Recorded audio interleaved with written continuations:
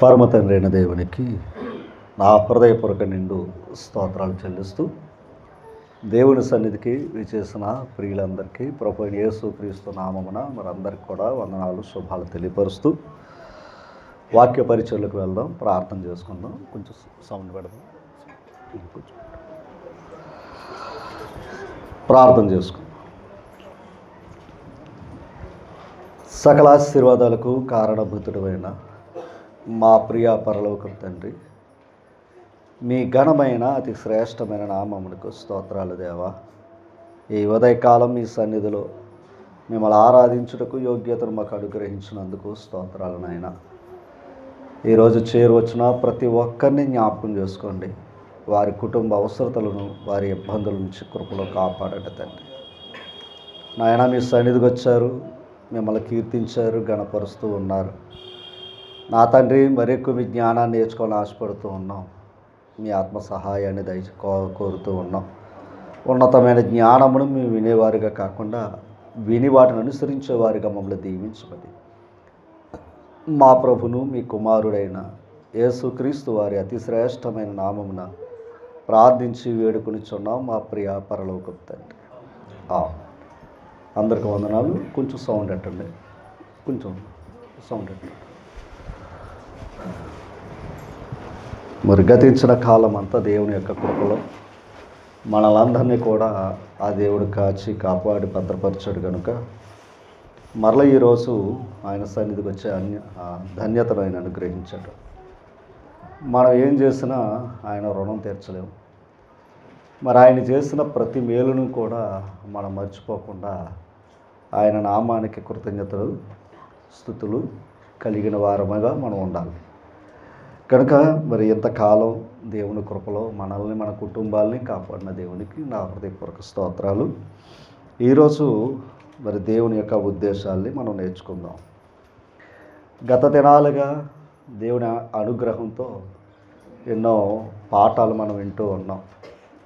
రాత్రికాలం కూడా మరి లోకం క్రీస్తు ప్రభు యొక్క పుట్టుక వేడుకను ఎంతో సంతోషంగా జరుపుతూ ఉన్నది. మరి ఆ సంతోషం కంటే ఒక ప్రక్క కూడా బాధ కలిగిన సందర్భం కూడా రాత్రి వివరించాం. యేసు ప్రభు లోకానికి వచ్చినప్పుడు క్రీస్తు కొరకే హతసాక్షులైన, వధించబడిన 2 సంవత్సరాల బిడ్డలు చనిపోయినట్లుగా రాత్రి గ్రంథంలో మీకు వివరించాం. అంటే అనేక ఆత్మలు ఏమైనా వధింపబడిన ఆత్మల గురించి రాత్రి నేర్చుకున్నాం. ఈరోజు సంతోషమే మంచిదే, కానీ ఆ సంతోషం మనకివ్వటానికి అనేకుల ఆత్మలు వధించబడ్డాయి కనుక ఈరోజు ఈ సంతోషం మనం పొందుకుంటూ ఉన్నాం. కనుక మనము కూడా మరి వధకు సిద్ధపడిన గొర్రెలముగా ఎంచబడ్డాం. అంతేగాని మరొక రకంగా మనం ఉండే ఆలోచన అయితే దేవుడు ఇవ్వలేదు. మనం గొర్రెలు అన్నాడు. గొర్రెలు ఏం చేస్తాయి? ఆయన స్వరాన్ని వింటాయి, ఆయన్ని వెంబడిస్తాయి. ఆయన వెంబడిస్తాయి అన్నప్పుడు ఆయన ఉన్నాడు, తన సిలువను ఎత్తుకుని నన్ను వెంబడించండి అన్నాడు. అంతేనండి. ప్రభువుని వెంబడించాలంటే ఏమి ఎత్తుకుని వెంబడించాలి? సిలువ. అంటే మనం కూడా మరణానికి సిద్ధమై ఉన్నాం అనుకుని ముందుకు వెళ్ళాలి. ఒక ఉన్నతమైన పాఠాన్ని మేము ముందు ఈరోజు నేను పెట్టాలని కోరుతా ఉన్నాను. మనసు పెట్టండి. దేవుని కృపలు ఈ దినం ఆయన సన్నిధులు గడపటం అనేది చాలా గొప్ప ధన్యకరం. ఉన్న ఈ కొద్ది కాల జీవితం, మనకున్న ఈ కొద్ది కాల జీవితం చాలా విలువైనది, చాలా విలువైనది. జీవితం చిన్నదే, కానీ దీన్ని కాపాడుకుంటే శాశ్వతమైన లోకంలో ఉండే భాగ్యాన్ని దేవుడు ఇస్తున్నాడు. విత్తనం చిన్నదే, అది మంచి నేలను పడ్డదనుకోండి ఒక మహావృక్షం అయ్యే అవకాశం ఉంది. అలాగే మన జీవితాలు కూడా మన చేతుల్లో పెట్టుకుంటే ఎప్పుడు కూడా నష్టపోతూ ఉంటాం. ఎవరో మనల్ని పాడు చేయక్కర్లా, మనల్ని మనమే పాడు చేసేసుకోవచ్చు, మనల్ని మనమే నాశనం చేసుకోవచ్చు, మనమే నరకానికి పోవచ్చు, మనల్ని మనమే నష్టపరుచుకోవచ్చు. కనుక మన ఆలోచన కావాలి, దేవుని ఆలోచనకు అప్పగిస్తే దేవుని చేతుల్లో మన జీవితాలు ఉంటే నిజంగా మన జీవితాలు గొప్పగా, మన జీవితాలు మేలుకరంగా ఆయన చేయగల దేవుడు. దైవ గ్రంథంలో ఒక మాట మీకు చూపించి నేను ముందుకు వెళ్తాను. ఈరోజు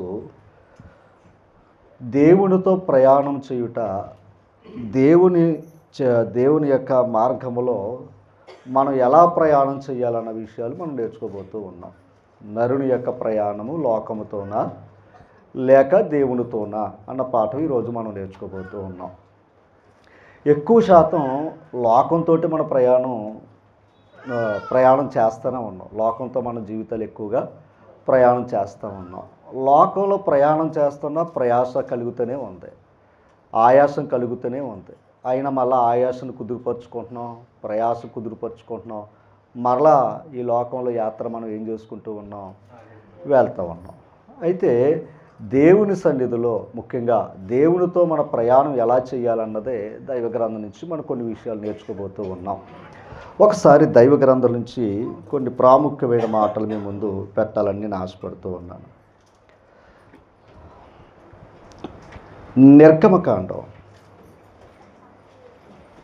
నిర్గమకాండం తీసారా? నిర్గమకాండం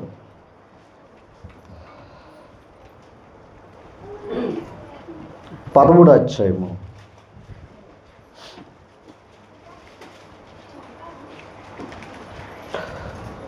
నిర్గమకాండం 13వ అధ్యాయము 21వ వచనాన్ని చదువుతాం. అమ్మా, వారు పగలు రాత్రియు ప్రయాణము చేయునట్లుగా యెహోవా త్రోవలో ఇశ్రాయేలు వారి యొక్క ప్రయాణం. ఇది ఇశ్రాయేలు వారి యొక్క ప్రయాణం. క్రైస్తవుల ప్రయాణం తర్వాత మనం నేర్చుకుందాం. ఇశ్రాయేలు వారి యొక్క ప్రయాణం. ఇశ్రాయేలు వారి యొక్క ప్రయాణం. ఇప్పుడు ఇశ్రాయేలు వారి యొక్క ప్రయాణం కూర్చోండి. ఇశ్రాయేలు వారి యొక్క ప్రయాణంలో వారు ప్రయాణం చేయటాన్ని గురించి చెప్తున్న మాటలు మొదట ఏంటంట చదువున్నాను. యెహోవా త్రోవలు వారిని నడిపించుటకే పగటి వేళ. అంటే వారిని నడిపించటానికి దేవుడే ఒక ఏర్పాటు చేశాడట. ఎవరనే? ఇశ్రాయేలు ప్రజలు ఆయన ప్రజలు నడిపించటానికి ఆయనే ఏర్పాటు చేశాడంట. లోకంతో మనం నడవాలనుకో మనం ఏర్పాట్లు చేసుకోవాలి. లోకంతో మనం ప్రయాణం చేయాలంటే మన ఏర్పాట్లు ఉంటాయి. కానీ దేవుని యొక్క మాట విని దేవుని యొక్క ఏర్పాటులో ఉన్నప్పుడు దేవుడే అవన్నీ కూడా ఏం చేస్తున్నాడో ఏర్పాటు చేస్తున్నాడట. అది ముందు నుంచి ఉంటే పగటి వేళ మేఘస్తంభమును వారికి వెలుగిచ్చుటకు, రాత్రివేళ అగ్నిస్తంభములోను ఉండి వారికి ముందుగా నడుచుచు వచ్చెను. ఎవరో? దేవుడే. ఎందుకంటే దేవుని ప్రజల్ని నడిపించేది ఎవరైనా ఉందంటే దేవుడే నడిపించాలి. లోకంలో నడిపించాలంటే లోకంలో కూడా ఒకడు ఉన్నాడు. ఎవరు ఆయన? అపవాది. లోకాన్ని నడిపించేవాడు కూడా ఒక దుష్టశక్తి ఉంది.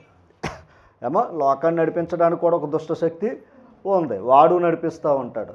ఇప్పుడు దేవుని ప్రజలు నడిపించాలంటే దేవుడే నడిపిస్తున్నాడు. ఎలా నడిపిస్తున్నాడయ్యా అంటే పగలేమో మేఘస్తంభం ఉందంట, రాత్రేమో అగ్నిస్తంభం ఉందంట. ఆ తర్వాత అదే నిర్గమకాండం 40వ అధ్యాయం 36వ వచనం.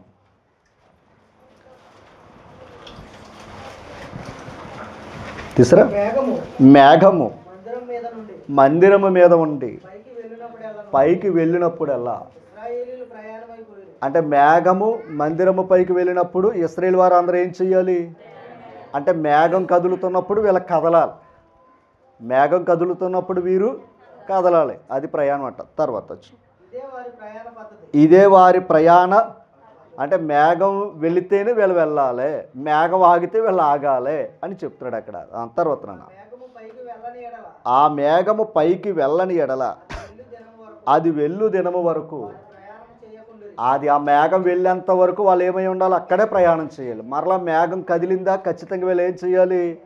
ప్రయాణం చేయాలి. అంటే ఇశ్రాయేలు యొక్క ప్రయాణం, ఇశ్రాయేలు యొక్క కానాను దేశానికి ప్రయాణంలో మేఘం వారిని ఏం చేసింది? నడిపించింది. రైట్. ద్వితీయోపదేశకాండం 11వ అధ్యాయము.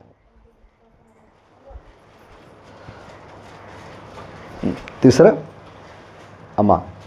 ద్వితీయోపదేశకాండం 11వ అధ్యాయము 22వ వచనం. మీరు మీరు మీ దేవుడైన యెహోవాను ప్రేమించి అదనమాట ఆయన మార్గములోను అన్నిటిలోనూ అంటే ఇప్పుడు ఆయన మార్గాలు ఏం చెయ్యాలి? నడవాలి. దేవునితో నడవడం ఏంటయ్యా అంటే ఆయన చెప్పిన మార్గాల్లో నడవాలి. ఆయన వెళ్ళమన్న చోటకు వెళ్ళాలి, ఆగమన్న చోట ఆగాలి. అంతేగాని మనకు నచ్చినట్టుగా మనం వెళ్ళామనుకోండి, అది ఆయన మార్గం కాదు, మన మార్గం అవుతుంది అది. తర్వాతమ్మ అది ఈ మాట చూడండి, ఆయన ఏం చేసుకోవాలంట? హత్తుకుని మీరు చెయ్యవలనని నేను మీకు ఆజ్ఞాపించిన ఆజ్ఞలన్నిటినీ అనుసరించి జాగ్రత్తగా నడుచుకోవాలి. మేఘస్తంభం నడిపిస్తుంది, మంచిదే. తర్వాత మార్గంలో ప్రయాణంలో మరలా దేవుడు వారికి ఏమి ఇచ్చాడు? ఆజ్ఞలు ఇచ్చాడు. ఇప్పుడు ఆ ఆజ్ఞలను బట్టి ఏం చేసుకోవాలి? వాళ్ళు ఆ ఆజ్ఞలు అనుసరించి జాగ్రత్తగా నడవాలంట. మరలా జాగ్రత్తగా నడవాలంట. ఒకవేళ ప్రయాణం చేస్తూ ఆయన ఆజ్ఞలు అనుసరించలేదు అనుకోండి, మార్గంలోనే వేరే నష్టపోయిన సందర్భాలు ఉన్నాయి. అంటే దేవుని యొక్క ప్రయాణంలో కూడా దేవుని ఎరిగిన వారు కూడా ఆయన ఆజ్ఞలు పాటించకపోతే ప్రయాణానికి కూడా ముందుగా వెళ్ళిన వారు ఎవరు కూడా లేరు. కనుక మనం కూడా అక్కడ ఏం చెప్తున్నాడు? ఆయన ఆజ్ఞలు ఏం చెయ్యాలి? అనుసరించి జాగ్రత్తగా నడుచుకోవాలి అంటున్నాడు. రాజుల 2వ గ్రంథం 22వ అధ్యాయము. రాజుల 2వ గ్రంథం 22వ అధ్యాయము 2వ వచనం చదువుదాం. అతడు చూసారా? అతడు ఎవరైనా యోషియా యోషియా రాజు. అతడు యెహోవా దృష్టికి అది ఎవరి దృష్టికి నడుచుకోవాలి? యథార్థంగా. అదనమాట, దేవుని దృష్టిలో యథార్థంగా నడుచుకోవాలి. యెహోవా దృష్టికి యథార్థముగా నడుచుచు అంటే మార్గంలో ఏమొస్తాయి మనకి అంటే దాని అర్థం ఏంటి? దిక్కులు చూస్తాం. దిక్కులు చూసినప్పుడు ఏమనిపిస్తుంది? మార్గాన్ని తప్పే పరిస్థితి మనకే ఉంది. అంటే కుడికి తిరగకూడదు, ఎడమకు వెళ్ళకూడదు. ఒక ప్రయాణం చేస్తున్నాం అనుకోండి, దేవుడు చెప్పాడు, ఆ చెప్పిన ప్రకారంగా వెళ్ళాలి. లేదు ఈ పక్క వెళ్ళిపోదాం, లేదు ఈ పక్క నుంచి వెళ్ళిపోదాం అని వెళ్ళామనుకోండి, మార్గం తప్పే పరిస్థితులు మనకు ఉంటాయి. అందుకే ఆయన గమనించాలి. ప్రయాణం దారి చూపినవాడు ఆయనే. ఆ ప్రయాణానికి కూడా ఆయన ఏం చేస్తున్నాడు? సూచనలు ఇస్తున్నాడు. అనగా దిక్సూచి ఉంది. ఏది? మేఘస్తంభం. ఆ మేఘస్తంభం ఎక్కడైతే ఆగుతుందో అక్కడ ఆగాలి. మళ్ళీ ఎక్కడైతే కదులుతుందో, అంతేగాని ఆగింది కదా అని మళ్ళీ పక్కకి వెళ్ళిపోకూడదు. ఈ వాళ్ళ కంగారు పడిపోయి ప్రయాణం అన్నారు కదా, మనం త్వరగా వెళ్ళిపోవాలి కదా అని వెళ్ళాడు అనుకోండి, నష్టపోయేది ఎవరో? వీడే. కనుక ఆ మాట అదే చెప్తున్నాడు ఆయన. చూడండి, ఇతను దేవుని దృష్టికి యథార్థముగా నడుచుచు కుడి ఎడములకు తిరగక, అంటే యథార్థంగా నడిచిన ఒక భక్తుడు ముందు ఉన్నాడంట. ఎవరైనా? దావీదు. అలా దావీదునకు ఆ చూపిన ప్రవర్తనకు, ఆ దావీదు గారు నడిచిన ప్రవర్తనగా ఇతను కూడా ఏం చేశాడంట? సరిగ్గా నడిచాడంట. సరిగ్గా నడిచాను అన్న మాట చెప్తున్నాడు ఆయన. అంటే దావీదుని రోల్డ్ మోడల్గా పెట్టుకున్నాడు ఆ కాలంలో. ఒక రాజుని రోల్డ్ మోడల్ దావీదే. ఒక ప్రవక్త సమూయేలు, ఒక నాయకుడు మోషే. ఇలా కొంతమందిని దేవుడు ఏం చేశాడయ్యా అంటే వారికి రోల్డ్ మోడల్గా పెట్టాడు, మాదిరిగా పెట్టాడు. వారు అందుకే ఎవరైనా నడిచారనుకోండి, దావీదులాగా, మోషే వంటి ఒక ప్రవక్త, సమూయేలు వంటి ప్రవక్త, ఇలాగా సంబోధించి మాట్లాడుతూ వచ్చాడు. జ్ఞాన విషయంలో సొలొమోను గారిని దృష్టిలో మాట్లాడుతూ వచ్చాడు. అయితే ఇర్మియా గ్రంథం 7వ అధ్యాయము, ఇర్మియా గ్రంథం 7వ అధ్యాయము 24వ వచనం చదువుదామా. అయితే వారు ఏంటండి? ఇప్పుడు మార్గంలోకి వెళ్తా ఆయన మాటలే అన్నీ ఏం చేసుకుంటూ ఉండాలి? వినాలి, చెప్పినట్టుగా నడవాలి. కానీ ప్రయాణం చేస్తున్నారు కానీ వారు ఏం చేయలేకపోయారు. అదిగో మాట చెప్తున్నాడు. అయితే వారు వినకపోయిరి. చూసుకోండి ఒక్కసారి 23 చదవండి చెప్తాను. 23 ఏదనగా నా మాటలు మీరు అంగీకరించిన ఎడల నేను మీకు దేవుడినయ్యుందును, మీరు నాకేమై ఉంటారో అంటే నేను మీకు దేవుడను, దేవుని కనుక మీరు నాకేమైపోయారు? నా ప్రజలైపోయారు అంటున్నాడు ఆయన. తర్వాత మీకు క్షేమము కలుగునట్లు అంటే ఆయన ప్రజలకు ఏమి ఉంచాడు ఆయన? అదనమాట. ఆయన మాట వినేవాడికి క్షేమం అండి. ఆయన మాట వినేవాడికి నెమ్మది. ఆయన మాట వినేవాడికి మేలు. అందుకే ఆయన ప్రజలు అవ్వాలంటే ఆయన మాట మనం వినాలి. తర్వాత మీకు క్షేమము కలుగునట్లు అది నేను మీకు ఆజ్ఞాపించుచున్న మార్గం అంతటి యందు అది అంటే అర్థమైందండి. ఇప్పుడు ఆ మార్గంలో మీరు ఏం చేయాలి? నడుచుకోవాలి అని చెప్పాడు ఆయన. 24 వచ్చిన ఏం చెప్తున్నాడు? అయితే వారు అది ఓకేనండి. అయితే వారు వినలేకపోయిరి, చెవి ఒగ్గకుండిరి. అంటే దాని అర్థం ఏంటి? కనీసం చెవి ఒగ్గితే కనీసం 10 మాటలైనా 2 మాటలైనా వింటాం. ఇప్పుడు ఇక్కడికి వచ్చాం, ఇక్కడికి రావటం వల్ల 10 మాటల్లో 2 మాటలైనా వింటాం. అసలా రాలేదు. దాని అర్థం ఏంటి? ఆయన మాటలు మనం ఏం పెట్టలేదని, చెవి ఒగ్గలేదని అర్థం. తర్వాత వచ్చినమ్మా ముందుకు సాగక అంటే మాట వింటే ముందుకు వెళ్తాం. ఒకవేళ ఆయన మాట వినలేదనుకోండి, ఎక్కడికి ఏం చేస్తాం? వెనకకు తీయచ్చు. తమ ఆలోచనలు బట్టి చూసారా, తమ ఆలోచనలు ఏమైపోయి కడకే అంటే ఒక మాట దేవుని మాట వినిట్టే దేవుడు ముందుకు నడిపిస్తాడు. దేవుని మాట వినలేదా వెనకడుగులు పడతాయి. వెనకడుగు నడిపించేది ఎవరో? సాతాను. దేవునికి దేవుని వైపు నడిపించేవాడు దుష్టుడు కాదు, దేవుని నుండి తొలగించేవాడు దుష్టుడు. ఇప్పుడు దుష్టుడు దుష్ట మార్గంలో నడిపించడానికి నేను ఏం చేస్తున్నాడు? ఆయన మాట వినకుండా ఉండరా అంటున్నాడు అంతే ఫస్ట్. ఆ మాట ఎప్పుడైతే వినలేదో వాడు ఏం చేస్తున్నాడు? మనల్ని మార్గం నుంచి ఏం చేస్తున్నారు? అందుకే చాలామంది ప్రయాణం చేయలేకపోయారంటండి. చాలామంది ప్రయాణం చేయలేకపోయారట. ఒక మాట చూపిస్తాను చూడండి. ఒక మాట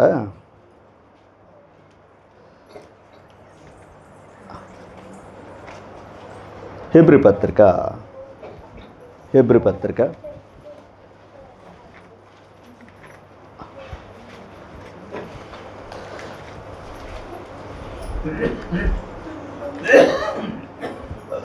4 ఒక మాట చూపిస్తాను చూడండి.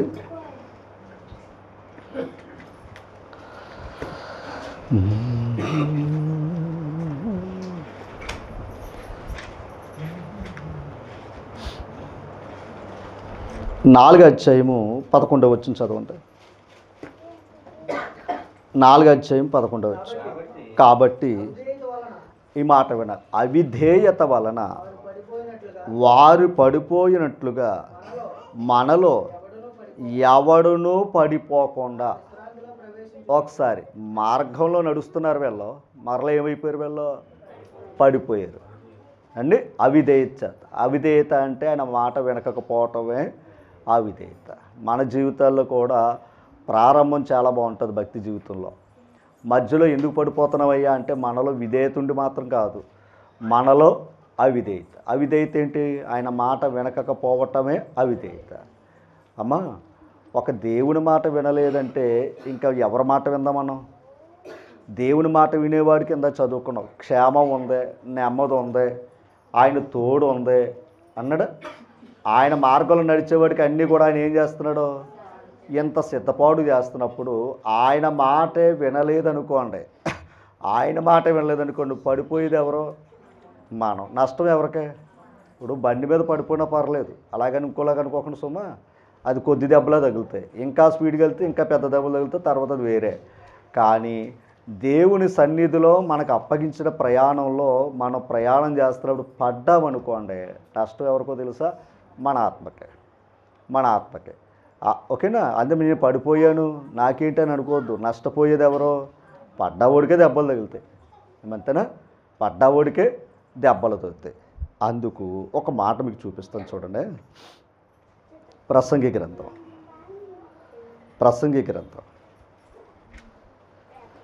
4వ అధ్యాయము. ప్రసంగి గ్రంథం 4వ అధ్యాయం తీసారమ్మా? ప్రసంగి గ్రంథం 4వ అధ్యాయం 10వ వచనం చదవండి.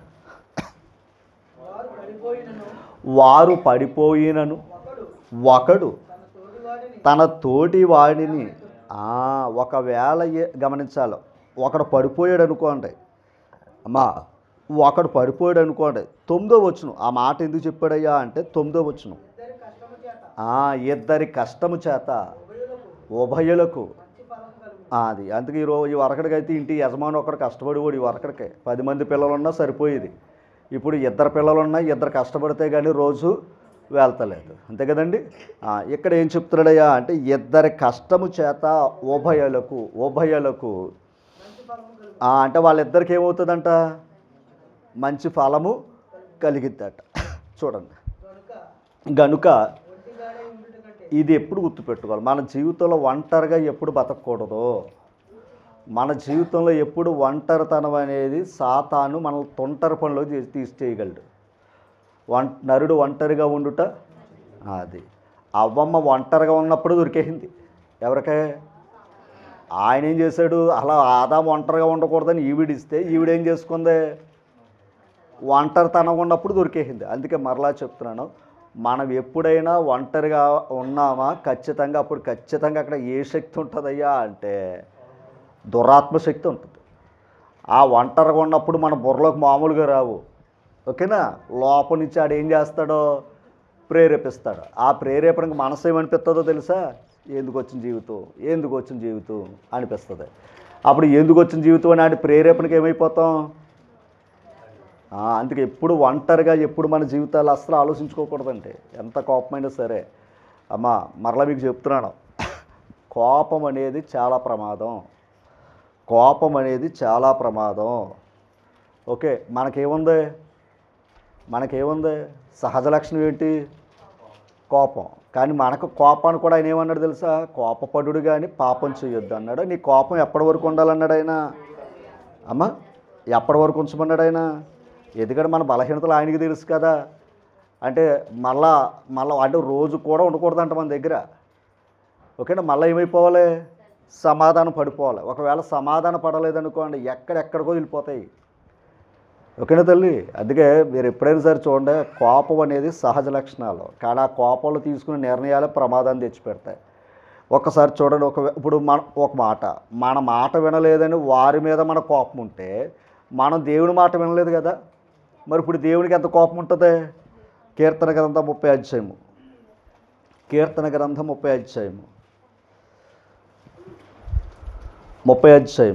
5వ వచనం అమ్మా. అది ఎవరి కోపం అంటే ఆయనకు కూడా ఏముంది, కోపం ఉంది. ఎందుకని, ఆ కోపం లేకపోతే కొన్ని కార్యాలు జరగవు. ఏమంతేనా. మాస్టర్ గారు కోపం లేకపోతే ఆ పిల్లలు కూడా చదవరు. నవ్వుతో చెప్పమనండి అస్సలు పాఠాలు వినరాలు. ఎప్పుడైనా సరే ఇంట్లో తండ్రి అయినా సరే నవ్వుతూ ఉండమనండి లోకు కట్టేస్తారు. తండ్రి హుందాగానే ఉండాలి, మాస్టర్ హుందాగానే ఉండాలి, ఓకేనా. అది గమనించాలి. ఆ కోపం లేకపోతే ఎప్పుడైనా సరే ఒక మంచి మాట కామెడీగా చెప్పండి, ఒక విలువైన మాట, దాని విలువ ఉండదు. అదే కొంచెం సీరియస్గా చెప్పండి, గౌరవం ఉంటుంది ఆ మాటకి, తల్లి. అలాగే మన పిల్లలు తప్పు చేశారండి, అలా నవ్వుతూ చెప్పండి దానికి సమాధానం. ఓహో పర్లేదన్నమాట, మా నాన్న నవ్వేయడానికి ఇంకేం పర్లేదు అనుకుంటారు. అదే కోపంగా చెప్పండి, నెక్స్ట్ ఆ పొరపాటు చేయడానికి వల్ల భయపడతారు. అదనమాట మనుషులో. ఆ టాలెంట్ కూడా మనకు ఉండాలి.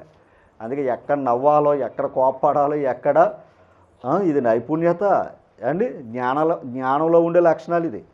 కోప్పడేటప్పుడు నవ్వి చోట కోప్పడిన ప్రమాదమే. మళ్ళా అందరూ సంతోషంగా ఉన్నారు, నవ్వుతూ ఉన్నారు, అప్పుడు కోప్పడకూడదు, అంతే కదా తల్లి. అది మంచిది కాదు. అందరూ కోపంగా ఉన్నారు, అందరూ బాధలో ఉన్నారు, కోపంగా ఉన్నారు, ఏదో జబర్దస్త్ కింద కితకలు పెట్టుకోకూడదు అక్కడ, అంతే కదా. ఎక్కడ ఎలా ఉండాలో అక్కడ అలా ఉండాలి తల్లి. అలాగే దేవుని సన్నిధిలో కూడా ఎలా ఉండాలో అలాగే ఉండాలి అమ్మా. ఇప్పుడు చూడండి అక్కడ మాట, ఆయన కోపము నిమిషం మాత్రమే ఉండును, ఆయన దయ. ఇప్పుడు ఆయన కోపం నిమిషం ఉంటేనే ఇంత దెబ్బతింటున్నామే. ఒకవేళ ఆయన కోపమే రోజంతా ఉంటే, మనకున్నంతసేపు దేవుడి కోపం ఉంటే అంటున్నాను నేను అక్కడ. ఏమంతేనా. ఆయన కోపంగాన మనం చూడండి, మనం కోపం పెట్టుకున్నాం చూసారా, అంత కోపంగాన దేవునికే ఉందనుకోండి, ఏమైపోదు మనం. ఆ తర్వాత మాట చదవండమ్మా. ఆయన దయ ఆయుష్కాలమంతయు నిలిచును.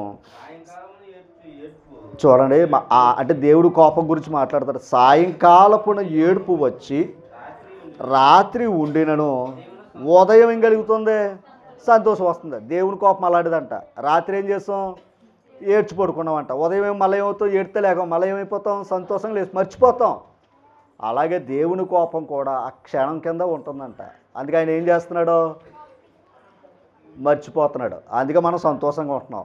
అవునంటారు కదంట. ఆయన బాధ పెట్టినా కూడా మనం ఎలా ఉంటున్నాం?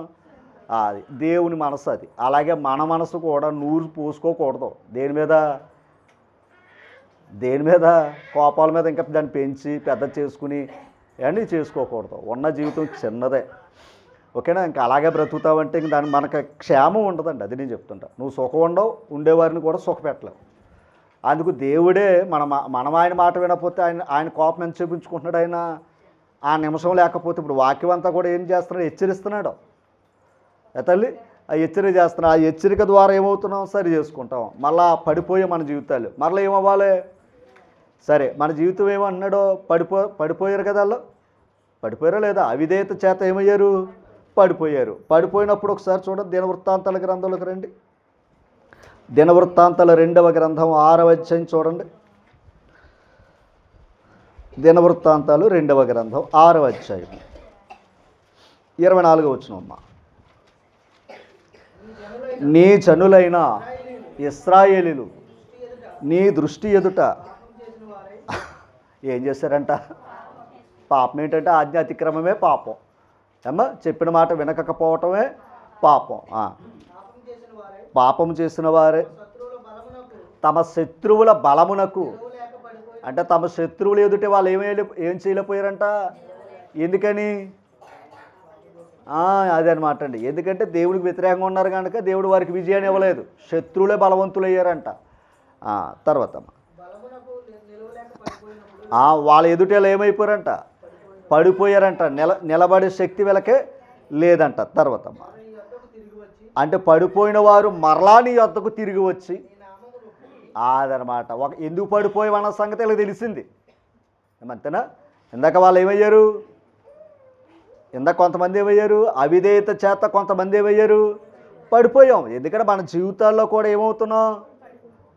అంతే, తాను నిలుచుచున్నాడు అనుకున్నవాడు జాగ్రత్తగా చూసుకోవాలి. తాను పడిపోకుండా జాగ్రత్తగా చూసుకోవాలంటాడు ఆయన.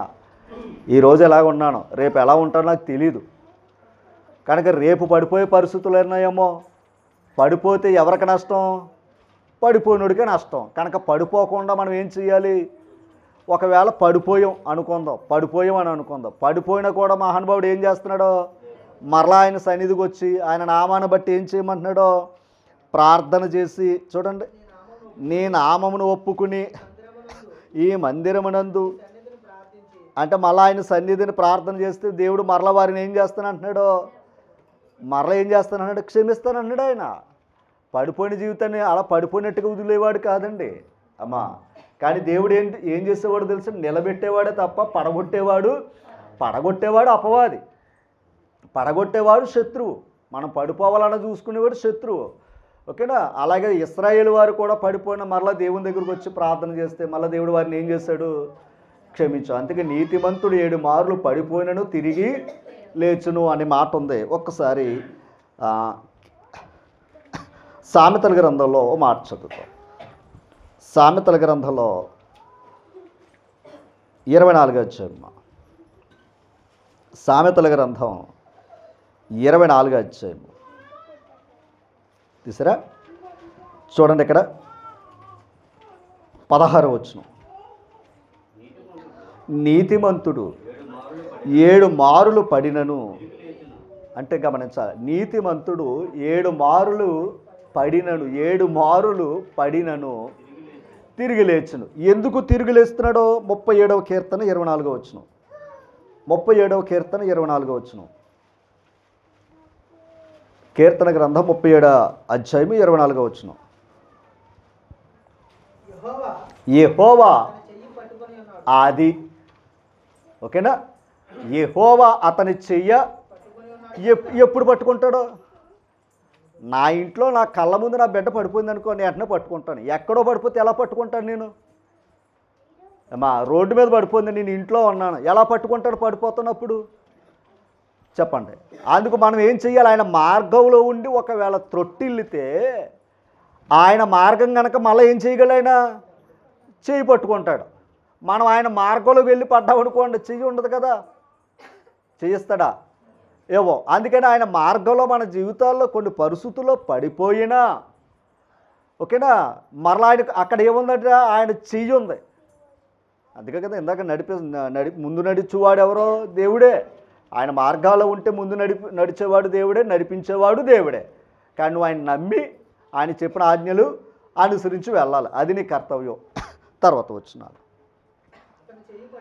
అతని చెయ్యి పట్టుకుని ఉన్నాడు గనుక అతడు నేలను పడినను. అండి, అతడు ఒకవేళ పడిపోయినా ఏం చేయగలడు? దేవుడు తిరిగి లేపుతాడు. ఎందుకంటే అతని చెయ్యి ఎవరి చేతిలో ఉంది? ఇప్పుడు జీవితం అనేది కూడా మన చేతుల్లో ఉంటే పడిపోతాం. ఏమంటే చూడండి, పిల్లలు ఏమంటారా? ఉదురు, నేను వెళ్ళిపోతాను, నేను పరిగెట్టేస్తాను అంటారు. మనం పట్టుకున్నది గమనించాలి. వాళ్ళకి ఎలా ఉంటుంది? అది కట్టేసినట్టు ఉంటుంది. వదిలేస్తాం. వదిలేయగానే వాళ్ళు ఏం చేస్తారు?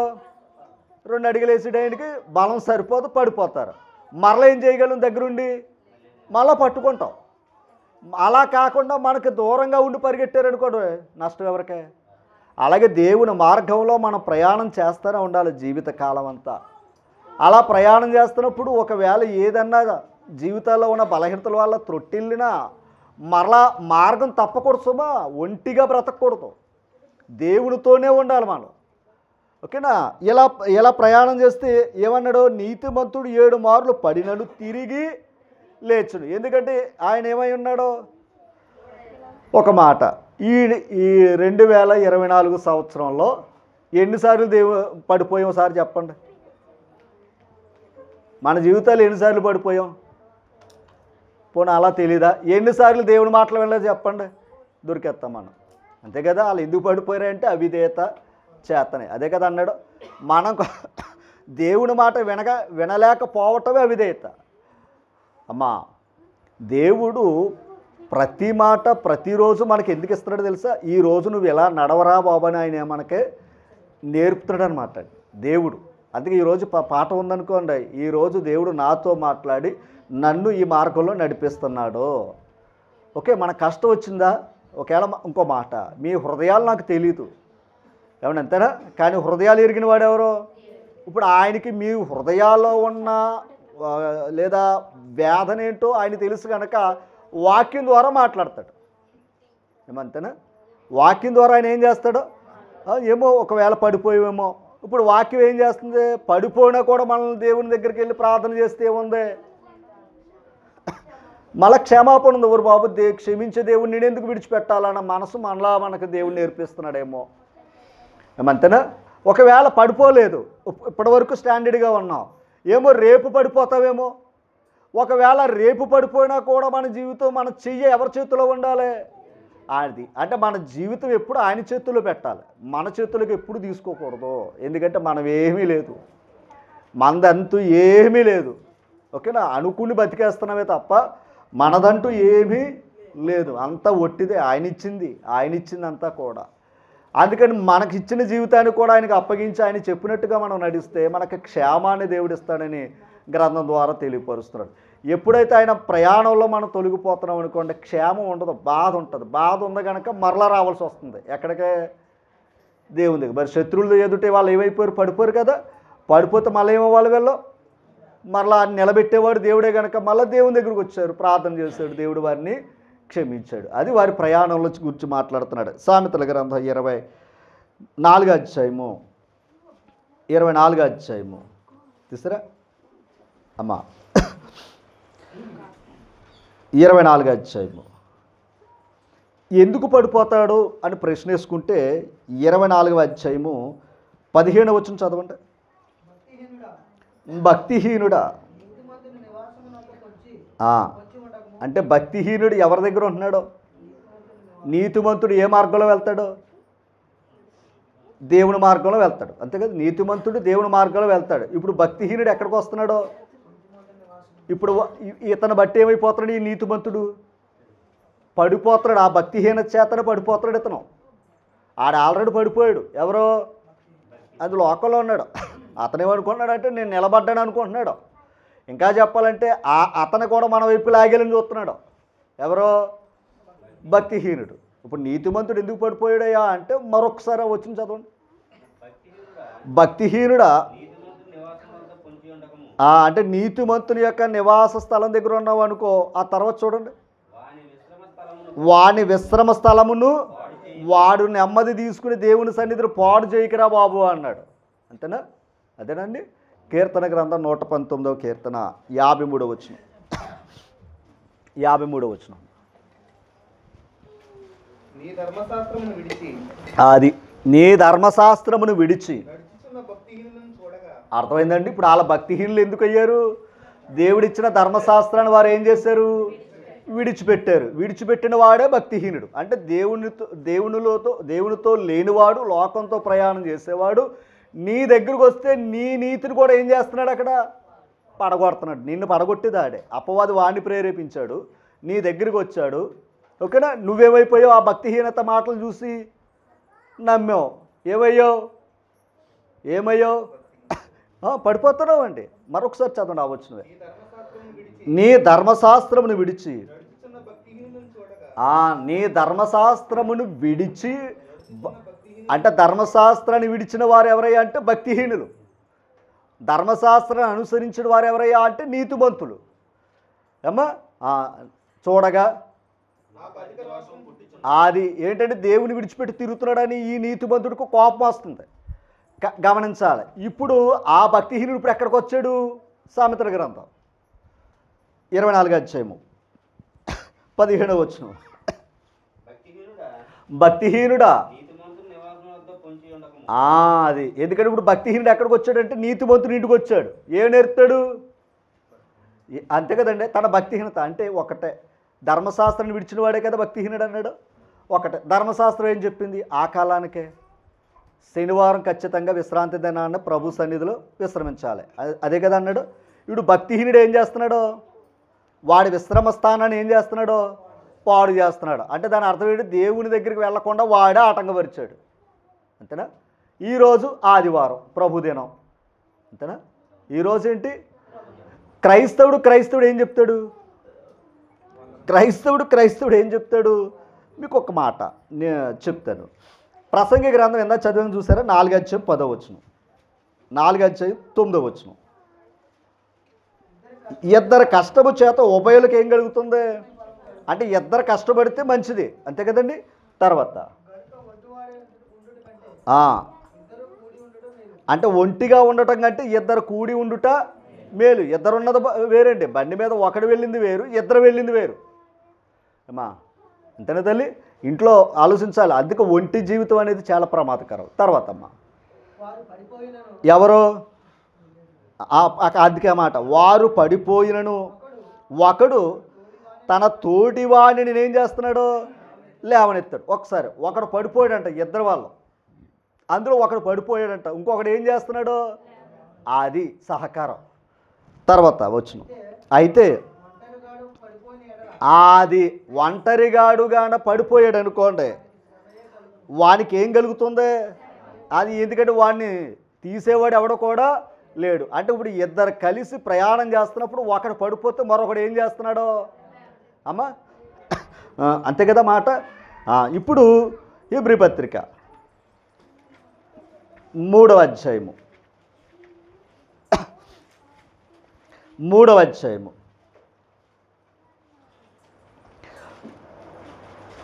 తీసారమ్మా 13వ వచనం, ఒకసారి 12వ వచనం, 3:12.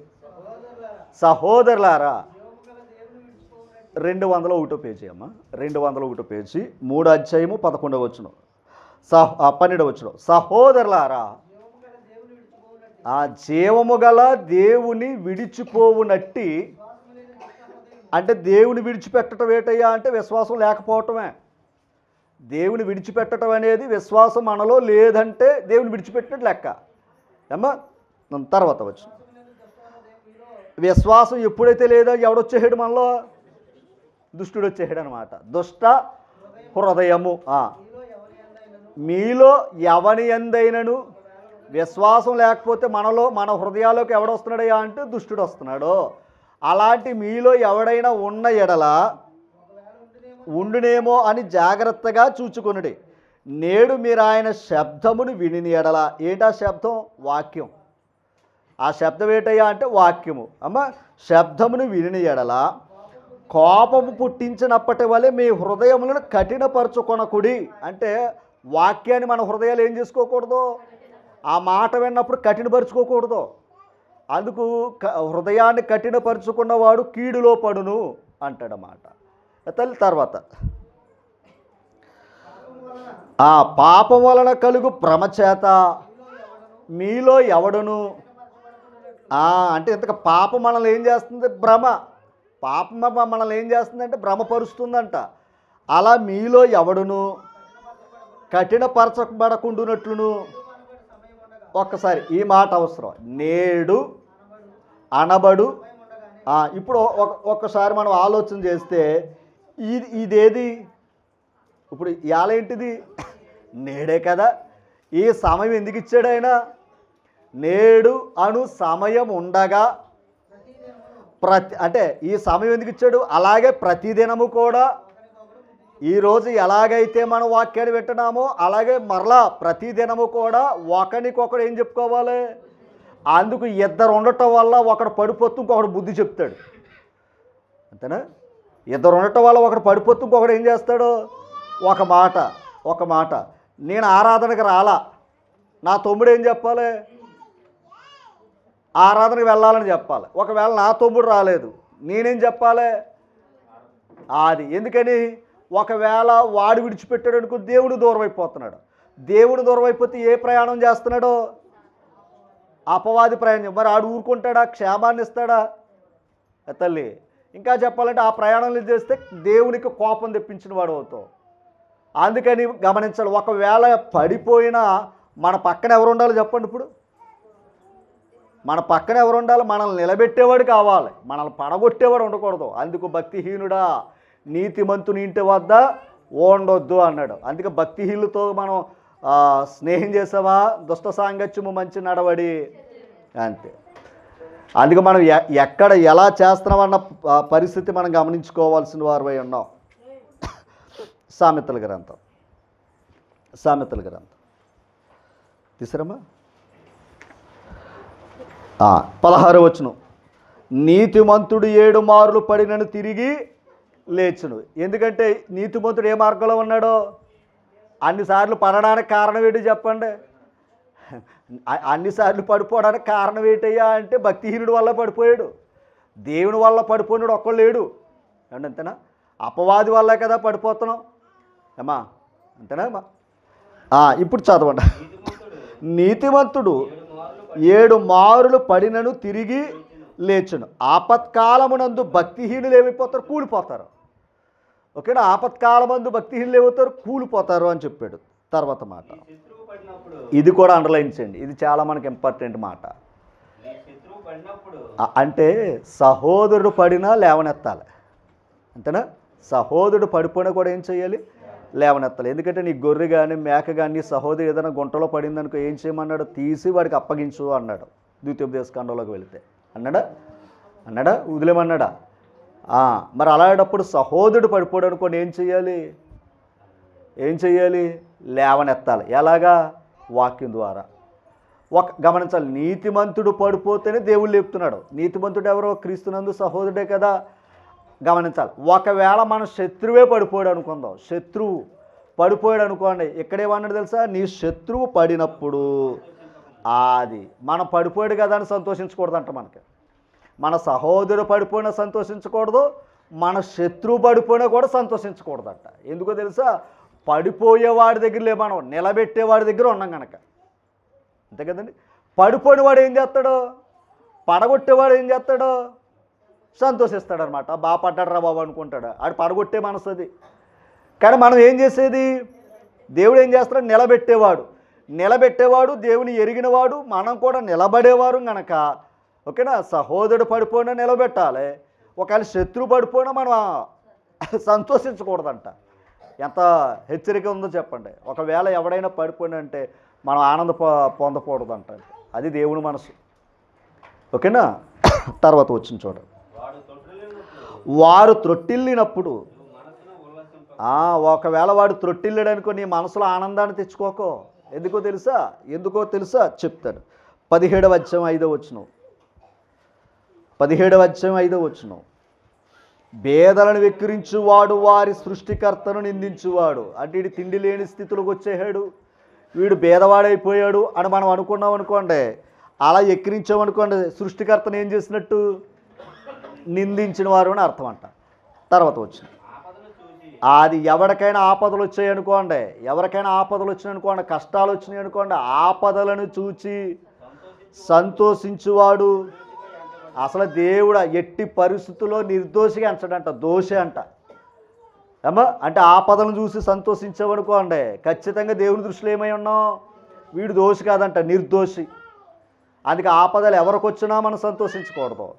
ఎవరి కష్టాల్లో ఉన్నా మనం పడిపోయినా కూడా సంతోషించకూడదు. అవసరమైతే వారిని ఏం చేయాలి? నిలవబెట్టే పరిస్థితి మనలో ఉండాలి. యెహెజ్కేలు గ్రంథం 35వ అధ్యాయము. యెహెజ్కేలు గ్రంథం 35వ అధ్యాయము. త్వరగా 15వ వచనం చదవండి. ఇశ్రాయేలు యొక్క స్వాస్థ్యము పాడైపోవుట చూచి నీవు సంతోషించితివి కదా. ఇశ్రాయేలు వారు పడిపోయారంట. ఇశ్రాయేలు వారు ఏమయ్యారు? పడిపోయారు. ఎందుకంటే దేవుని మాటకు వారు అవిధేయులై పడిపోయారు కదా. ఇంతకే ఎవరు సంతోషించారో తెలుసండి? వారి యొక్క అన్నగారి కుటుంబం, అనగా యోదోమీలు, యాసావు, యాకోబు పిల్లలు ఏమయ్యారు? పడిపోయారు. ఇప్పుడు యాసావు వారు ఏం చేస్తున్నారు? అన్నగారి పిల్లలు ఏం చేస్తున్నారు? అది దేవుని కోపం చెప్తున్నాడు. చూడండి మరలా. ఇశ్రాయేలు యొక్క స్వాస్థ్యము పాడైపోవుట చూచి నీవు సంతోషించితివిగా. చూసారా, మనం ఎవరు సంతోషిస్తున్నాం అన్న సంగతి ఆయన తెలుసు. నీవు సంతోషించితివి కదా, గనుక నీకును ఆ ప్రకారముగానే చేసేది. నువ్వు ఏ విషయంలో అయితే సంతోషించావో ఒకడు పడిపోయినప్పుడు నువ్వు కూడా అలాగే పడిపోతావు అన్నాడు. ఎంత ప్రమాదం ఉందో చూసారా. ఒకడు పడిపోయాడు అనుకుని ఆనందపడే పరిస్థితి మనకు ఇవ్వలేదు ఆయన. ఓకేనా. అందుకే మనం ఏం చేయాలంటే పడిపోయే వారిని నిలబెట్టే మనసు ఉండాలి తప్ప, ఓకేనా, సహోదరుడు పడిపోయినా నిలబెట్టాలి, శత్రు పడిపోయినా కూడా ఏం చేయాలి? నిలబెట్టే మనసు ఉండాలి. చెడు మనసు మనలో రాకూడదు. చెడు మనసు మనలో వచ్చిందంటే దేవుడు మనలో లేడని అర్థం, దుష్ట మనసు మనలో ఉందని అర్థం. ఆ మాట తర్వాత వచ్చింది చూడండి.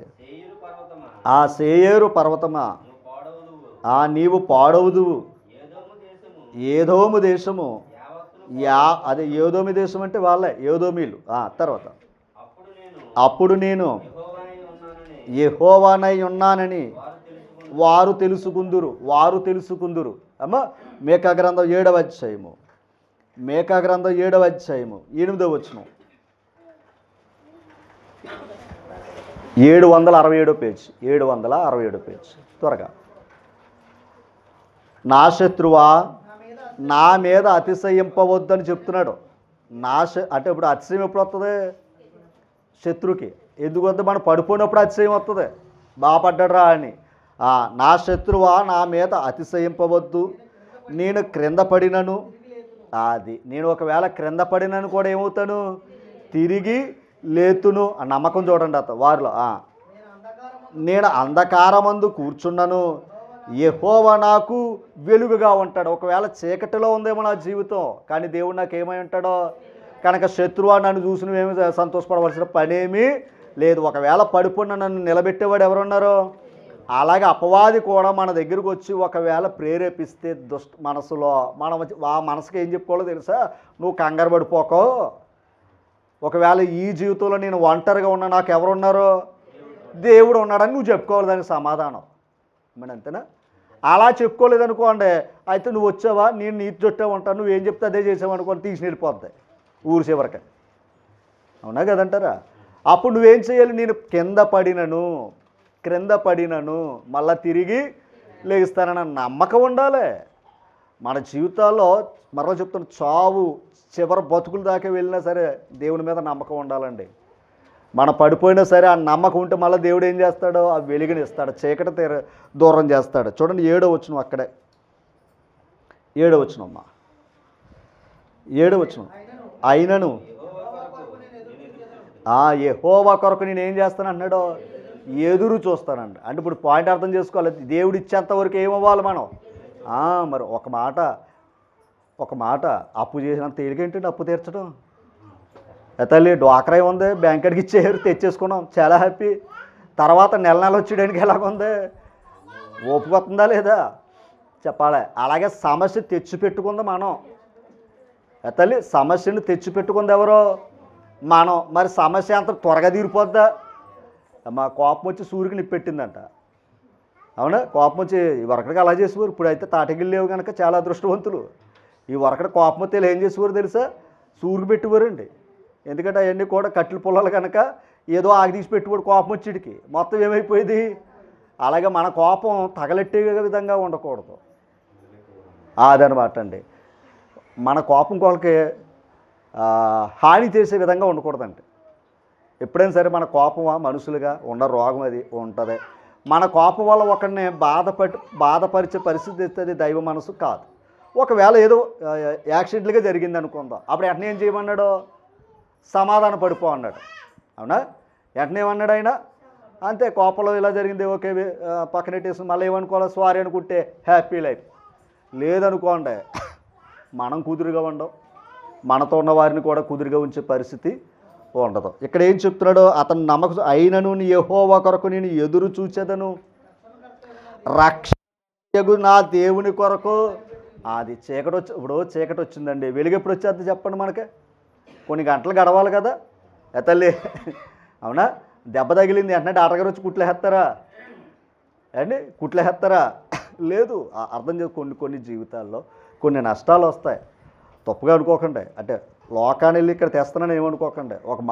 ఒక హీరో గారు సినిమా పాపం హిట్ అయింది, పాపం చాలా డబ్బులు వచ్చినాయి, కానీ సుఖం లేదు ఆయనకి, సుఖం లేదు. ఎవరికే, ఆ హీరో గారికి. ఇదేంటి మరి, ఓ పక్కనేమో సంతోషం, ఓ పక్కనే ఉంది. ఇప్పుడు సంతోషం అంటే ఏముంది అంటే తన జీవితంలో ఒక మర్చిపడ్డది పాపం. అది ఏం జరిగిందని మనకు అనవసరం. ఇప్పుడు అది బేగపోద్దా, అది నేను అంటుంటా. ఓకేనా. ఎవరికైనా తప్పదండి. ఈ లోకంలో వచ్చిన మనం కూడా మన జీవితాల్లో కూడా ఈ మరకలు అనేవి పడతానే ఉంటాయి. ఈ చీకటి అనే జీవితాలు మనల్ని అలుముకుంటూనే ఉంటాయి. ఓకేనా. ఈ కమ్ముకుంటూనే ఉంటాయి చీకటే. ఎందుకో తెలుసా, లోకంలో ఒకడు ఉన్నాడు. ఓకేనా. నువ్వు విడిచినాడు విడిచిపెట్టేవాడు కాదు. అందుకే నువ్వు పిలపకుండా భక్తిహీనుడు నీ ఇంటికి వస్తాడు. మరి వాక్యాన్ని చూపిస్తాను మీకు, చూడండి. వాక్యం గురించి ఏంటో తెలుసండి. మత్తయి సువార్త 10వ అధ్యాయం, మత్తయి సువార్త 10వ అధ్యాయము 13వ వచనం చూడండి. వాక్యం కూడా ఎక్కడ పడితే అక్కడికి రాదు, అది కూడా చెప్తున్నాను. ఆ ఇల్లు అంటే విచారించమన్నాడు. మీరు ఏ పట్టణంలోనైనా గ్రామంలోనైనా 11వ వచనం, మరియు మీరు ఏ పట్టణంలోనైనా గ్రామంలోనైనా ప్రవేశించినప్పుడు అందులో ఎవడు యోగ్యుడై విచారణ చేసి అక్కడ వెళ్ళు వరకు అతని ఎంట బస చేయండి. అంటే మీరు వెళ్ళి వాక్యం చెప్పాలంటే ఆ ఇల్లు ఏమై ఉండాలి. మరి అదే అండి. మరి భక్తిహీనుడు యోగ్యతతో పని లేదు, ఎందుకని వద్దన్న వచ్చేస్తాడు, అవునా. కానీ వాక్యమే రావాలంటే ఏముండాలి, యోగ్యత ఉండాలి. మరలా చెప్తున్నానండి, యోగ్యత ఉండాలి. ఏదో వాక్యం నా దగ్గరకు వచ్చేయింది అని అనుకోకండి, యోగ్యత ఉండాలి. తర్వాత వచ్చిన చదువు చెప్తాను మీకు. ఆ ఇంటిలోనికి ప్రవేశించచ్చు, అది ఇప్పుడు ఆ ఇంట్లోకి వెళ్ళి ప్రవేశించి వారికి ఏం చెప్పాలి, శుభం అని చెప్పాలి. తెచ్చింది ఏంటి, సువార్త కనుక. సువార్తలు ఏముంది, శుభం ఉంది. దేవుడు వాక్యులు ఏముంది, దేవుడు ఎప్పుడు కూడా శుభం కోరుకునేవాడే, అశుభం కోరుకునేవాడు కాదు ఆయన. ఏమో తర్వాత ఆ ఇల్లు అది ఇప్పుడు ఎవరు పడితే వాళ్ళ ఇంటికి దేవుడు రాడండి. మా ఇంటికాడ దేవుడి కార్యం జరగాలన్నా జరగవు. నేను మళ్ళా చెప్తున్నాను, ఓకేనా. మా ఇంట్లో దేవుడి పరిచయం చేయమన్నా జరగదు. మా ఇంట్లో ప్రతి ఆదివారం వాక్యం ఆరాధన చేయమన్నా కూడా జరగదు. ఓకేనా. మీరు అనుకున్న ఆయన అనుకోవాలి. ఎందుకో తెలుసా, ఆయన ఎక్కడ అనుకున్నాడో అక్కడే జరుగుతుంది అది. ఆయన యెరూషలేమును కోరుకున్నాడా లేదా, అక్కడే జరిగించాడు కార్యాలన్నీ కూడా, అక్కడే కార్యాలన్నీ కూడా ఆయన జరిగించాడు. అలాగే ఆయన కోరుకున్న చోట కార్యాలు జరుగుతాయి, కోరుకున్న వారిని పిలుస్తాడు ఆయన. ఆ యోగ్యత చదవండి చెప్తాను అక్కడే. ఆ ఇల్లు యోగ్యమైతే మీ సమాధానం దాని మీదకు వచ్చును. ఏది మీ సమాధానం ఎవరి మీదకి వస్తుంది, ఆ ఇంటి మీదకి వస్తుంది. ఆ తర్వాత అది ఒకవేళ అది ఆ ఇల్లు అయోగ్యమైంది అనుకోండి, మీ సమాధానం మీతో తిరిగి వచ్చేస్తుంది, కానీ వాళ్ళకి వెళ్తుంది. అది అయోగ్యులైన ఇంటికి సమాధానం వెళ్ళిందా? అయోగ్యులైన ఇంటికి వెళ్ళాం, సమాధానం జరిగిందా అంటే ఇలా అన్నాను అనుకోకండి. కొన్ని చోట్ల కార్యక్రమం అక్కడ ఎన్ని జరిగినా మారని వారు ఉంటారు. అర్థమైందండి? ఆ ఇల్లు ఏమని అర్థం? అది అంతే. యోగ్యత అంటే దాని అర్థం ఏంటి? యోగ్యత అనే మాటకు అర్థం ఏంటి? అది దేవుని దృష్టిలో యోగ్యత. దశలోని పత్రిక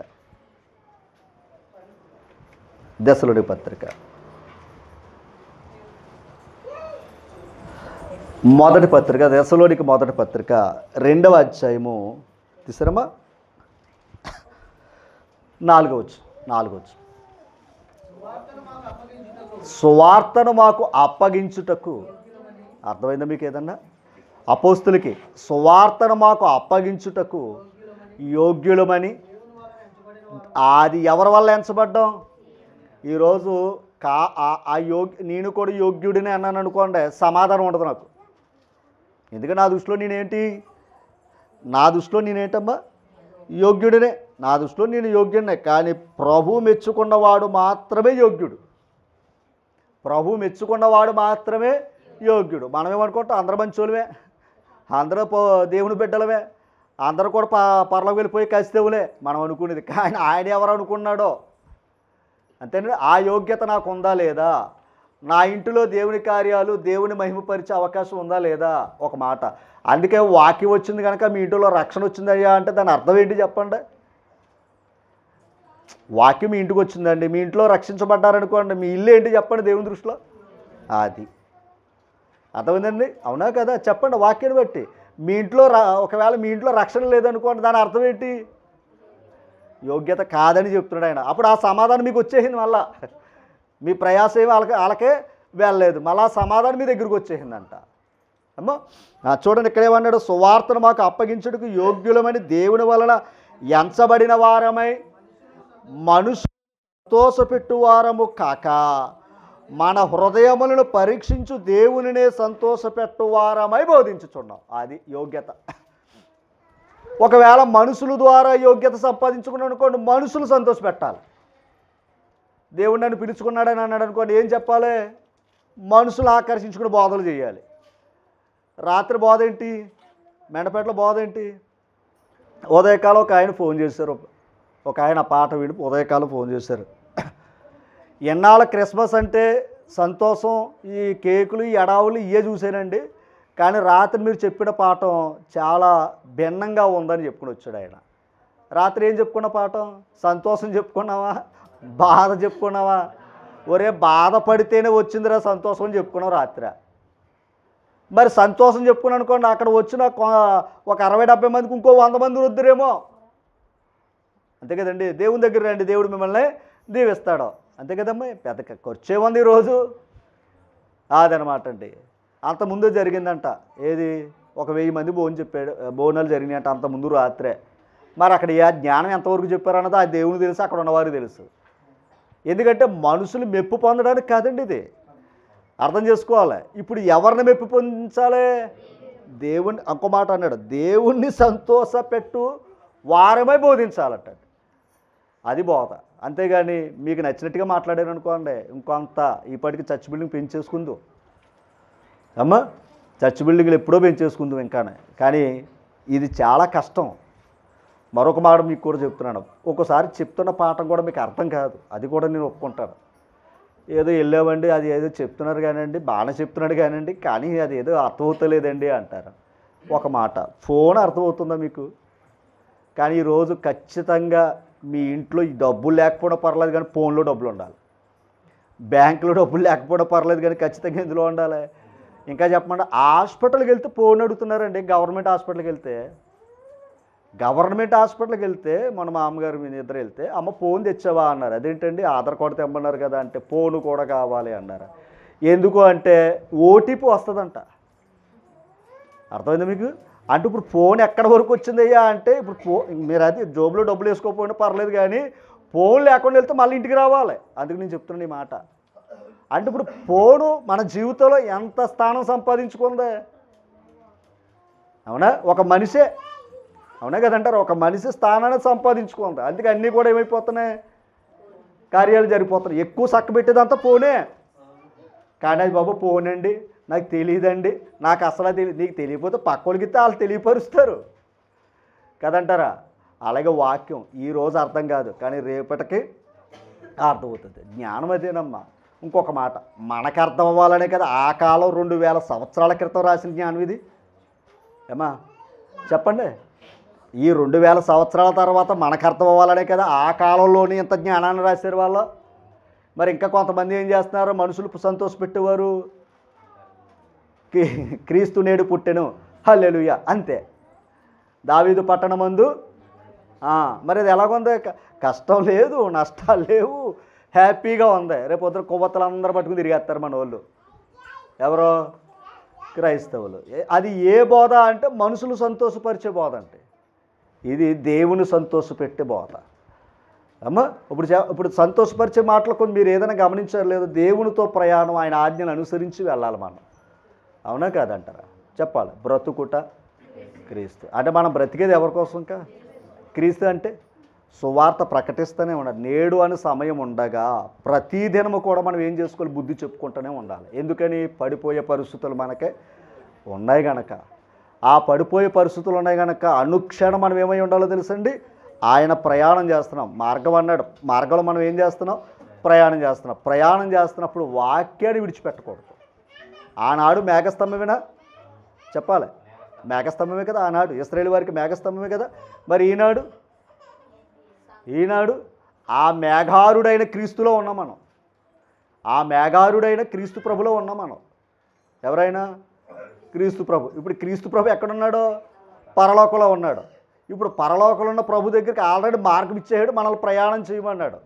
ఈ ప్రయాణంలో వాక్యాన్ని విడిచిపెట్టకూడదు మనం, అది మొదటిది. వాక్యాన్ని విడిచిపెట్టకూడదు. మరొకటి, ఒంటరిగా ఉండకూడదు. సుబ్బన్ గారి విషయం ఒక్కసారి, నిజంగా ఆయన బలహీనత అయితే దేవుడు ఖచ్చితంగా ఏం చేస్తాడో తెలిసి క్షమిస్తాడు. ఎందుకని? ఆ కాలు సమస్యను బట్టి ఆయన రాకపోయినా దేవునికి తెలుసు కదా. కానీ ఆయన మనసు ఏమనిపించింది, ఎందుకో తెలుసండి, ఒరే నీ చెయ్యడ్డు వస్తుందా తీసేయమన్నాడు ఆయన. దేనికి దగ్గర రాకుండా, అది పాయింట్ అర్థం చేసుకోవాలి. ఇప్పుడు ఆయనకి శారీరకంగా వచ్చిన బలహీనతను కూడా పక్కనెట్టుకున్నాడు పాపం ఆయన. కానీ అంగహీనుడిగా కూడా ఎక్కడికి వచ్చాడు, ఇప్పుడు దేవుని దగ్గరకు వచ్చినప్పుడు మా ఫ్రెండ్ అడ్డు వచ్చాడు పక్కనెట్టు, ఓకేనా? ఏదైనా అడ్డు వచ్చిందో పక్కనెట్టుకో. అదే ఇప్పుడు నువ్వు రావడానికి ఆటంకాలు అంటే అయ్యే పోనీ. అలాగే లోకల్ ఏదన్నా ఒకవేళ ఎవరైనా మనల్ని పిలిచారనుకో, నిన్న ఆటంకాలు ఉన్నా కూడా ఏం చేస్తాం, అది నేను అంటాడు. అంటే ఇప్పుడు దేవుని కంటే ఏది గొప్పదని ఎంచుకుంటున్నాం మనం అంటే, దేవుని దగ్గరికి వస్తే ఆయన మాట వినటం విధేయత. ఆయన మాట విన్నప్పుడు మార్గాలు కూడా సరళం చేసేది ఎవరో ఆయనే. ఆయన దగ్గరికి వస్తే జీతం ఇవ్వడని అనుకోకుండా, మా పనివాడు జీతానికే పాత్రుడు. మనం ఆయన దగ్గరికి వచ్చి ఈరోజు జీతం ఖచ్చితంగా దేవుడు ఇస్తాడు. సంవత్సర కాలం జీతం ఇవ్వలేదండి మనకి, అతలు ఇవ్వలేదా? చెప్పండి, ఇవ్వలేదంటే చెప్పండి. ఎలాగిచ్చాడు చెప్తున్నదనమాట, ఆలోచన చేయడం. రైట్. ఇప్పుడు మన పని ఏంటి, దేవునితో ప్రయాణం మనం ఎలా చేయాలి, ఏం చేయాలి? వాక్యాన్ని పట్టుకుని మనం వెళ్ళాలి. సో ఆ క్రీస్తును ప్రకటించాలి. క్రీస్తుని ఏం చేయాలి, ప్రకటించాలి. పడిపోయిన వారిని ఏం చేయాలి, లేవనెత్తాలి. మీకు మంచి మాట చూపిస్తాను చూడండి. దేవుని దగ్గరికి వస్తే నీరసాలు ఉన్నాయన్నారు కదా. కీర్తన గ్రంథం 102వ అధ్యాయము, కీర్తన గ్రంథం 102వ అధ్యాయము తీసారా, 23వ వచనం. ఎవరో భక్తుడు చెప్తున్నాడు ఇక్కడ, ఏమండి? నేను ప్రయాణము చేయుచుండగా ఆయన నా బలము, ఏం చెప్పాడండి ఆయన? ఆయన నా బలము కృంగజేసింది. ఈయన ప్రయాణం చేస్తుంటే ఆయన బలం ఏమైందంట, కృంగజేశాను. నా దినములు కొద్దిపరిచాను అన్నాడు. లోకంలో మన ప్రయాణం అంతా కూడా ఏమొస్తుంది చెప్పండి, ప్రయాసం ఉంది అంతేనండి. కృంగది చేసిన అన్నాడా. కీర్తన గ్రంథం 84వ అధ్యాయము 7వ వచనం చదవండి. ఇప్పుడు దేవుని సన్నిధికి వారు ప్రయాణం చేస్తున్నారు చూడండి. వారు నానాటికి ఎక్కడికి, 4వ వచనం చదువుకోండి. నీ మందిరమునందు నివసించు వారు ధన్యులు, వారు నిత్యము నిన్ను స్తుతి నీ వలన బలమునందు మనుషులు ధన్యులు. అంటే దేవుని సన్నిధిలో ఏముంది? బలం ఉంది. లోకంలో ఏముంది? లోకంలో ఏముంది? బలహీనత ఉంది. అందుకే అక్కడ మనకేముంటుంది? అమ్మ మీకు ఒక విషయం చెప్తాను. మీరు లోకం అంతా పని చేయండి, సాయంత్రానికి నీరసం వస్తుంది, అంతేనా? కానీ దేవుని పనులు మళ్ళీ చెప్తున్నాను, అంటే శరీరం ఉండొచ్చు, కానీ ఎక్కడ వాక్యంతో ప్రయాణం చూసారా? లోపల ఉన్న ఆంతరి పురుషుడు ఏమవుతున్నాడో ముందు ఆయన బలపరుచుకోవాలి. శరీరమా బలహీనమే కాదని నేను అంటలా, ఓకేనా? తర్వాత మాట, నీ వలన బలమునందు మనుషులు ధన్యులు. ఎక్కడికే? మందిరం దగ్గరికి. వాళ్ళు ఏం చేస్తున్నారంట? యాత్ర అంటే మార్గంలో ప్రయాణం చేస్తున్నట్టే కదా. యాత్ర చెయ్యు మార్గములు వారికి అతి ప్రియములు.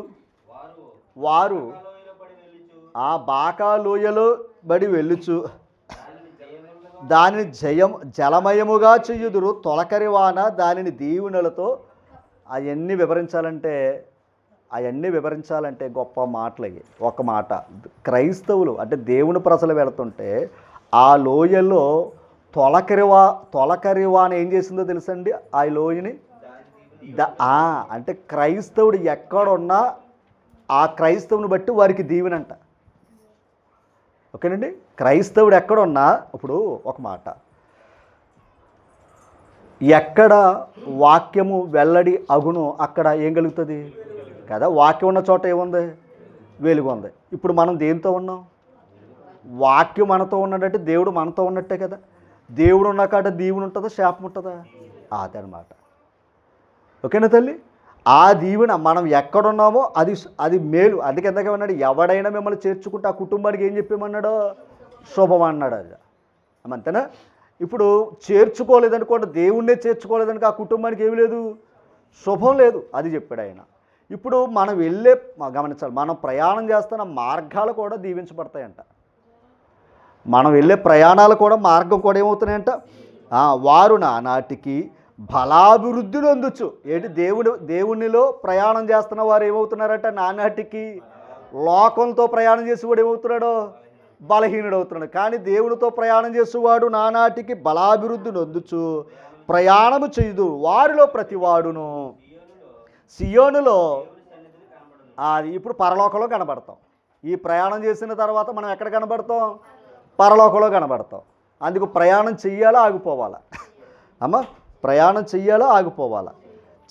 చెయ్యాలంటే ఓపిక తెచ్చుకోవాలి. ఏమంతేనా? ఓపిక తెచ్చుకోవాలి.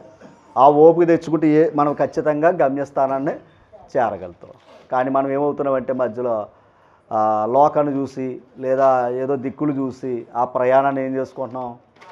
ఆటంకపరుచుకున్నాం. కనుక మరలా పడిపోయాం, మరలా ఏమవ్వాలి? తిరిగి వెళ్ళాలి. అలాగే మన సహోదరుడు పడిపోయినా తిరిగి లేపాలి, ఓకేనా? రెండవది, మన శత్రు పడిపోయినా కూడా అతిశయించడానికే వీలు లేదు. గమనించాలి, శత్రు పడిపోయినా కూడా దేవుడు నిలబెడతాడు. ఎందుకంటే నీకు శత్రువు ఏమో కానీ దేవునికి శత్రువు కాదు. ఒకవేళ అతడు క్రీస్తు ప్రభుతో సమాధాన పడ్డాడు అనుకోండి, ఒకప్పుడు మనం శత్రువులే. మనల్ని కూడా ఏం చేశాడు? మనం పడిపోయిన వారుమే. మనల్ని కూడా ఏం చేశాడు? ఆయన నిలబెట్టాడు. ఒకవేళ సువార్త ద్వారా వారు కూడా దేవునికి శత్రులైన వారు పడిపోయి ఉన్నారేమో, ఒకవేళ సువార్త ద్వారా, సమాధాన సువార్త ద్వారా వారిని కూడా దేవుడు ఏం చేయగలడు? లేవనెత్తగలడు. అందుకు శత్రు పడిపోయినా అతిశయించకూడదు, సహోదరుడు పడిపోయినా అతిశయించకూడదు. ఎవరు పడిపోయినా ముందు మనం పడిపోతున్నామా, ఒకవేళ మనమే పడిపోయామా, తిరిగి లేచుటకు మన చెయ్యి ఆయనతోటే ఉండాలి. దేవుడు నాకు వెలుగును ఇస్తాడో, శత్రువు వచ్చి మనల్ని ప్రేరేపించిన, ఓకేనా, అతిశయించొద్దయ్యా, నేను మరలా తిరిగి లెగుస్తాను అనే నమ్మకం మనలో ఉండాలి. అందుకే దేవుని ప్రజలు ఎక్కడుంటే అక్కడ శుభం ఉంది తల్లి. వాక్యంతో ఉంటేనే, మళ్ళీ దేవుని ప్రజలంటే ఆ మాటగా శుభం, వాక్యంతో ఉన్నవారికే శుభం. వాక్యంతో లేనివారు దేవుని ప్రజలైన ఏమై ఉన్నట్టు? అశుభంతో ఒకటి ఉన్నట్టే, చీకటితో ఉన్నట్టే. కనుక వాక్యంతో మనం ఉండాలి. అందుకే యోనా దేవుడు అప్పగించిన పనిని చేయకుండా ఏం చేశాడు? అక్కడ ఉన్నవారికి ఏమొచ్చింది? శుభం వచ్చిందా, అశుభం వచ్చిందా? అదనమాట అండి. అంతేనా? ఆ పని చేయలేనందుకు అక్కడ ఉన్నవారికి అందరికి కూడా నష్టం కలిగింది. తర్వాత బుద్ధి చెప్పించాడా లేదా? తెప్పించాడు. ఆయన కోపం చూపించాడు ఒకసారి. తర్వాత ఆయన మారు మనసు పొందాడు, మళ్ళా దేవుణ్ణి అడిగాడు, బయటకు వచ్చాడు. ఇప్పుడు అతను వెళ్ళి ఆ నినివే పట్టణానికి వాక్యం చెప్పటం వల్ల ఆ పట్టణం ఏమైంది? అంటే వాళ్ళకి శుభం కలిగిందా, నష్టం కలిగిందా? అది ఒక క్రైస్తవుడు గుర్తుపెట్టుకుని, ఒక సేవకుడైనా క్రైస్తవుడైనా లోకానికి శుభాన్ని ఇచ్చేది వీడే. ఓకేనండి. మన ద్వారా లోకానికి శుభాన్ని అందించేది మనమే తప్ప అశుభాన్ని ఇచ్చేవారు కాదు. ఎందుకంటే మనతో ఉన్నవాడు ఎవరయ్యా అంటే ఎవరో శుభవర్తమానము, అంతేనా? మనం ఏం పట్టుకుని వెళ్తున్నాం? లోకానికే శుభవర్తమానాన్ని పట్టుకుని వెళ్తున్నాం కనుక ఆ శుభం మనకే కలుగుతుంది. మనతో ఉన్నవారికి కూడా శుభాన్ని ఇస్తూ ఉన్నాం. అంటే దేవుని ప్రయాణం అనేది ఏం చేయాలి? చనిపోయేంత వరకు మన ప్రయాణం కొనసాగుతూనే ఉండాలి, ఎప్పుడూ ఆగిపోకూడదు. ఎప్పుడైతే మనం ఆగిపోయామో అపవాది నిన్ను పడగొట్టాడని చూసుకోవాలి వాక్యం ద్వారా. నేడను సమయం ఉండగా, అంతేనండి, నేడను సమయం ఉండగా మళ్ళీ మనల్ని మనమే చెక్ చేసుకుని పడిపోయాం, మళ్ళీ తిరిగి లేవటానికి ప్రయత్నం చేయాలి. అందుకే ఇద్దరు ప్రయాణం చేయటం వల్ల ఒకడు పడిపోయిన మరొకడు ఏం చేస్తాడో, అలాగే ఎప్పుడు కూడా సంఘంతో ఉంటే గుర్తుపెట్టుకోండి, సంఘంతో ఉంటే ఎవరొకరు మనల్ని ఏం చేస్తూ ఉంటారో దేవుని సన్నిధికి ప్రోత్సహిస్తూ ఉంటారు. ఏమంతేనా? అలాగే సంఘంతో మనం లేవనుకోండి పడిపోయే అవకాశం ఉంటుంది. కనుక అలాగే దేవుడి పనిలో మనం చెప్తున్నాడు, ఎవడో భూమి మీద మనకు శత్రువుని ఎంచుకోవద్దు, సహోదరిని ఎంచుకోవద్దు, శత్రువుని శత్రువుగా ఎంచుకోవద్దు. దేవుడు మనకి ఇచ్చిన శుభాన్ని, ఆ వర్తమానాన్ని మనం పట్టుకుని మన మరణ పర్యంతం వరకు మన ప్రయాణం చేద్దాం. అలా ఎంచుకుని దేవునికి దూరం అవటం ఎందుకు? మనుషుల మీద ఉన్న కోపాలు లేదా పగల ఎంచుకుని దేవునికి దూరం అవ్వాల్సిన పని ఏంటి? కనుక మనం కూడా లెక్క చెప్పాల్సిన ఒక రోజు ఉంది. కనుక మన ప్రయాణాన్ని మరణ పర్యంతం వరకు మన ప్రయాణాన్ని విశ్వాసంతో ముగించుకుందాం. విశ్వాసంతో ప్రయాణం చేస్తాం, విశ్వాసంతో దాన్ని ముగించుకోవాలి. విశ్వాసం లేకపోతే దుష్టుడు మనలో ఉన్నాడని నమ్మాలి. విశ్వాసం ఏం చెప్తుందో ఆయన చెప్పిన వినుట వలన విశ్వాసం కలుగుతుంది. అందుకే మనం ఎక్కడికి వెళ్ళి ఏమంటున్నాం? ఒకవేళ అక్కడ మనకు చెప్పే వ్యక్తులు నచ్చకపోవచ్చు, నచ్చని కుటుంబాలు ఉండొచ్చు, కానీ అక్కడ ఏముందంటే వాక్యం. ఆ వాక్యం ద్వారా విశ్వాసం కలుగుతుంది. విశ్వాసం ఉంటే దేవునికి ఇష్టడైపోతున్నాం. ఎంత గొప్ప భాగ్యం అండి అది. ఏమో సినిమాలుగా వెళ్ళకండి, మరలా చెప్తున్నాను, ఏమనుకోకండి. ఎందుకంటే అది మనల్ని శుభాన్ని ఇచ్చేది కాదు. ఓకే, లోకంలో ఉన్న కార్యక్రమాల వల్ల మనకు శుభాన్ని ఇచ్చేవి కాదు, వాక్యమే మనకు శుభాన్ని ఇచ్చేది. వాక్యం ఎక్కడున్నా అక్కడికి వెళ్ళండి. ఆ శుభదీవులు మీరు అందరూ కూడా సంపాదించుకొని కోరుతూ మరొకసారి మీ అందరూ కూడా హృదయపూర్వక వందనాలు. Thank you.